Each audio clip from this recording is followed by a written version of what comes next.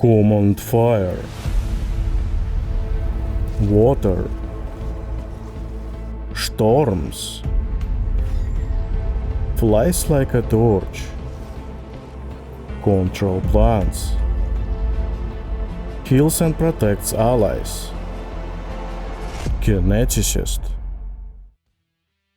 Pathfinder players who want to start as this class face a problem. Why? Because he can cast a fire pillars, ice fields, death rain, create a defense trees, heal, make a flask, walk on water, move creatures, set fire, poison, drop enemies, burst into enemies like a command and get armor bonuses, and turn your basic attack into the form of any weapon, a spear made of fire, sword of air, or ice, as well as drop locks on enemies, make the group invisible, set fire, crush, freeze, poison the ground, an infinity number of times a day, as well as he has no spell slots. He can tank like a warrior, he has holes in his body, he can do 6 elements, he's got 20 feats, more than 100 impulses. And here is a question, what the heck is this kineticist? But I will tell you all about it, and most importantly, I will show you. We need to start with his main difference from other heroes. Let's take a known hero at the first glance. If he is a user of physical abilities, it's clear, feats and attacks.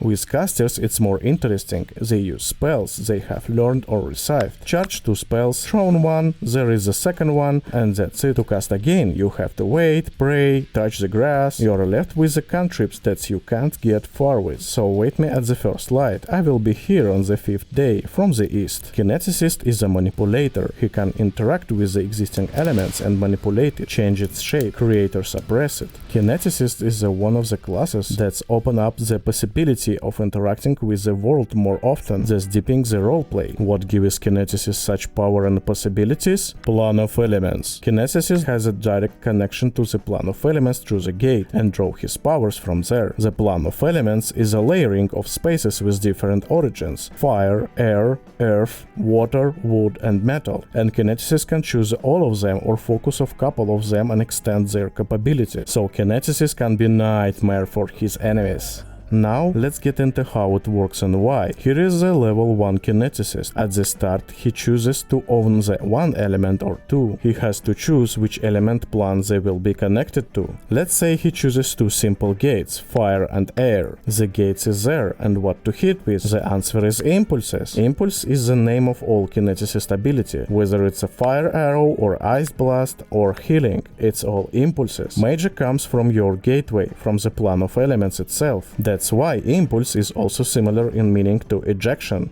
And one of the main differences between Kineticist and other casters, his main characteristic is Constitution. Damage is increased due to Constitution, unlike other casters who use Intelligence, Charisma or Wisdom. Kineticist has basic impulses and obtained impulses. Basic impulses are always with you. You don't choose them. Basic impulses. There are 4 of them. Channel elements. This is your opener, your power switch. Normally your magic is just turned off and you can't use any of your abilities, so in order to start using your power, you must first unleash them. When you start a fight, you spend 1 action point and an aura appear around you 10 feet away. In addition, as part of same action activating the aura, you can use 1 elemental blast attack ability for free for 1 action point. Elemental blast. Our main attack has a huge variation of use and it's used without cooldown. It's your attack, you use it as attack action with a multiple attack penalty, like your hand attack. Base Kinesis. This feat allows the Kineticist to manipulate the selected element. Extract elements. If you are facing a creature with the same type as your gate element, you can damage it and make it vulnerable to your impulses, even when a creature has the same element. Let's consolidate knowledge. You're a Kineticist and you're walking in the woods and reading the book, and suddenly you come across a creature that is hostile to you. What's the first thing you should do? That's right, activate your aura. As part of activation the aura, you're always given the opportunity to use elemental blast for free, equal to 1 action. You don't spend any additional actions when you do it during the turn your aura activation. After activating the aura, you can attack with the enemy with elemental blast. If you attack at distance, you deal fixed damage according to the table. If you do damage in touching distance, then the stretch modifier is added to the base damage. Then you have 2 action points left, and you can inflict another elemental blast with 2 actions cost and get additional bonuses for it. Constitution modifier will be added to the base damage of ranged attack, and if it's touching distance, the strength modifier will be also applied. When traveling, you can use the base kinesis. This allows you to use 3 types of element manipulation. Generation. You can create air to breathe underwater. You can create a fire to light a room, a spoon to eat or grass to interact with. In future, using additional feat, you can create simple things from the metal such as handcuff or scales. Movement. You can move the element. Suppression. You can vaporize water from a cup or extinguish a non-magical torch. Let's back to the combat. Extract elements. Usually creatures with the air element have resistances or even immunity to air damage. However, a kineticist can use extract elements to deal 2d4 damage to such a creature and also make it vulnerable to your attack even if its creature the same element as your impulses. Obtained impulses. These are your basic build defining abilities that you choose according to your gate elements or your wishes. You are given impulses to choose from level 1, 2nd, and every second level after that. The set of these impulses is unique to your class and to the chosen element of your gate. These impulses are only available to Kineticist. In return, you are not available to normal spells. Unlike the basic impulses, you will most often not need to roll attack for the obtained impulses. Instead, enemies will have to roll reflex or fortitude saving throw with a check equal to your DC class. Reminder that DC class of Kineticist is increased by your constitution. I would like to point out that some impulses have a tag overflow, which means that this impulse overloads your gate, and after using it in the end of your turn, the aura turns off, and you will have to turn it back on the next turn by spending 1 action point. Keep it in the mind during the combat. By the way, at level 7 you will upgrade your Kineticist DC to Expert and Fortitude to Master. At level 15 your DC Kineticist will rise to Master and Fortitude to Legendary. At level 19 your DC Kineticist will rise to Legendary. So what does a Kineticist have in his arsenal? As we already know, there are 6 elements, and under each element there is a set of unique impulses. Most of the impulses consist of the 1 element. On screen you can see the all impulses up to level 4. There are also a group of impulses made up of 2 elements. They called composite impulses, and they offer special possibilities, and each of one is the quintessential of epic. Let's look at an example of the level 4 composite impulse, Ambush Bladderwort. You plant a giant bladderwort seed. If a creature falls into that square, the seed grows into a voluminous plant that traps the creature and fills with water. The creature must make a reflex saving throw or it will be immobilized inside and must hold its breath. The creature can escape with escape action equal to your DC Kineticist class. If the creature dies inside the plant shrinks into a fruit. You may eat this fruit to restore 1d8 plus 4 health. Unused fruit rots after 1 hour. Sounds really cool. Let's look at another example of common air element impulse, a level 4 lightning dash. You turn into the lightning bolt and fly forward, striking everyone in your path. You can move a straight line through the creatures without provoking a reaction to move. Each creature you fly through takes electricity damage if it falls a reflex 7 throw against your DC Kineticist. At the end of your action, you return to your normal form. Really impressive.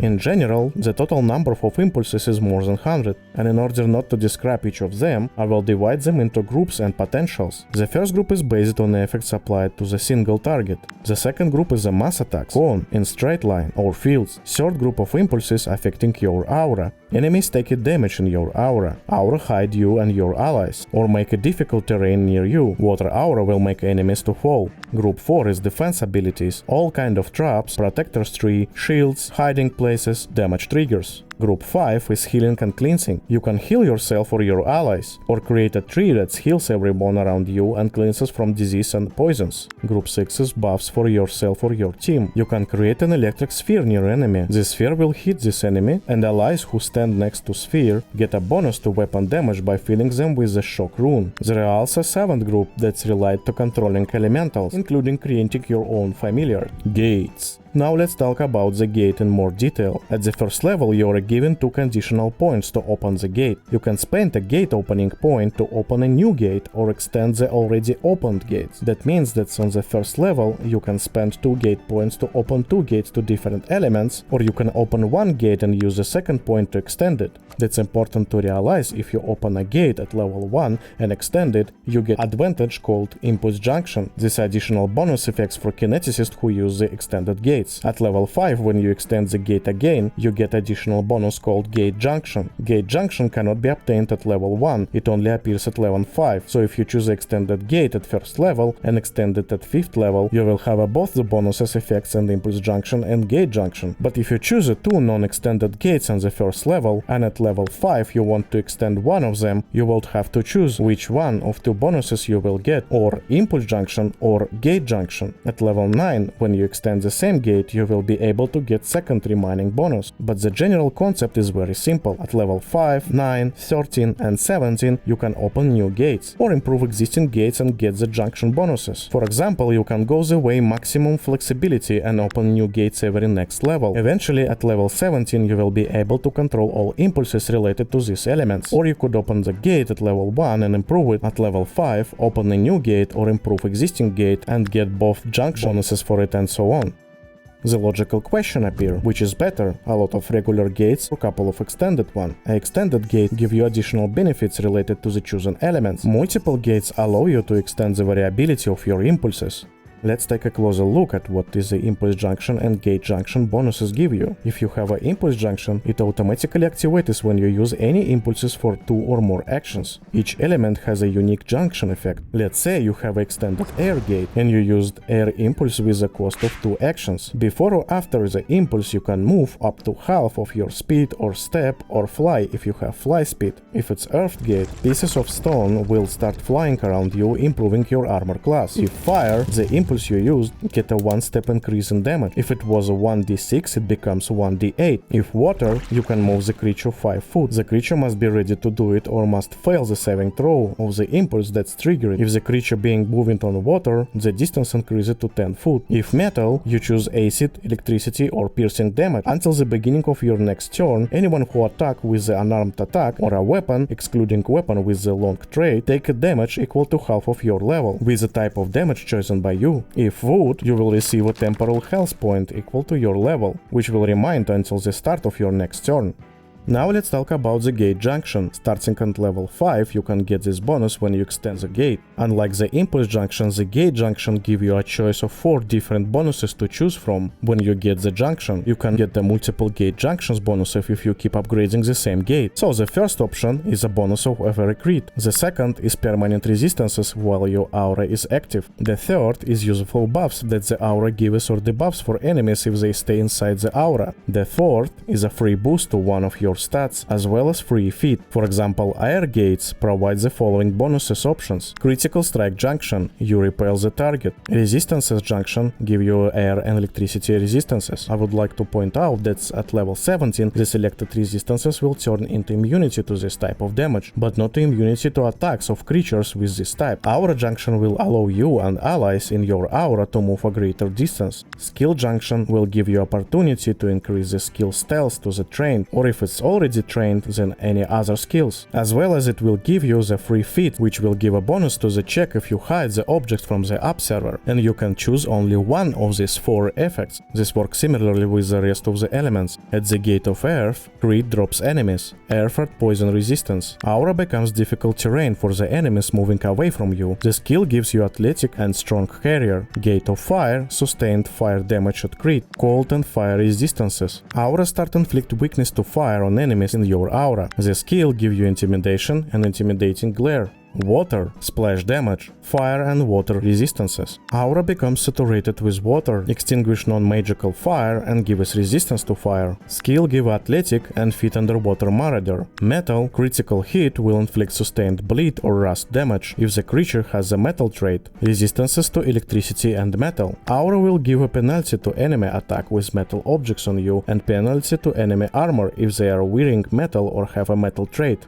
The skill gives craft and quick repair. Starting from a master in crafting, you can repair items directly in battle. Wood. On a critical hit, the target will be rooted, poison and wood resistances. Aura will give a temporary health point to creatures that start their turn in your aura. The skill will give a survival and terrain expertise feats that will simplify the checks on the selected terrain type. Now that you know this, you can choose which gate junction bonus you want. If you have several extended gates, you can choose one of any bonuses for each, like a critical junction for the fire gate and aura junction for metal gate. Let's consolidate our new knowledge and look at the difference in the combat between extended gates and regular gates. Let's imagine the situation where two kineticists in parallel universes meet an ogre. The kineticist on the left has extended fire gate and got the impulse junction. The kineticist on right did not extend the gate but opened simple gates, fire and wood. Both kineticists are level 4 and have the same set of fire impulses for clarity. The battle begins and ogre goes first. He spent all his action points to get close to kineticist. The move goes to kineticist. The first action he takes is to activate the aura. Automatically with a free action he can do elemental blast damage at cost of 1 action point. Since the ogre is standing in close range, the damage will be increased by the strange parameter. Please note that the base damage is 1d6 for the fire elemental blast. Now we have 2 action points left, and kineticist has the choice of dealing elemental blast damage for 2 action points or using blazing wave, which is obtained impulse. If he makes an attack with the elemental blast at cost of 2 action points, then he gets a damage bonus equal to constitution. And here we see that the first difference. The kineticist on the left, who was the impulse junction, gets another advantage since the attack costs 2 action points. This increases the base damage of this impulse by 1 step from 1d6 to 1d8. Kineticist on the right doesn't have these advantages, just a bonus from his constitution. If kineticist decide to use a blazing wave impulse with the base damage of 4d6, kineticist on the left gets the same damage bonus due to impulse junction and the base damage increases from 4d6 to 4d8 thanks to the impulse junction. If it were a level 5 kineticist, then the left one would get the gate junction bonus on second fire gate extension. Let's say he chooses the aura junction that inflicts a weakness on enemies that stand within the aura radius, and it significantly affects any actions the kineticist on the left will take. The weakness will be equal to the value of half a level of kineticist, in that case it's 2. The damage of each fire impulse increases by 2. Kineticist on the right, as we can see, does not have these bonuses because he have a simple gates. The moves goes to ogre. He makes several attacks that deal damage. It's back to kineticist. Up to this point we observed the advantage only for kineticist on the left. Now we will look at the advantages which will have kineticist on the right. Kineticist on the left has the option to continue attacking with the existing impulses dealing increased damage or move away. Kineticist on the right has more options due to larger number of gates. He can step back and place a Trend Protector, which is defense 3, heal by self using the water element, or create a shield of wood and gain the ability to block with the shield, thus protecting himself from incoming damage, or plant a Blade Ward, which we looked at earlier, as well as having defense reaction of water gate to take a less damage in the previous turn, thereby minimizing the damage received for the next ogre attack and increasing possibility of survival when facing a dangerous enemy. This example shows that whether you choose extended gate or few simple one depends how you want to play the character. If you want to take on the role of full damage dealer, the extended gate will allow you to do more damage or get additional bonuses by spending the same amount of action points. If you want to play the role of flexible character who can adapt to unexpected conditions and have different ways to influence the course of battle, then a few simple gates will help you with that.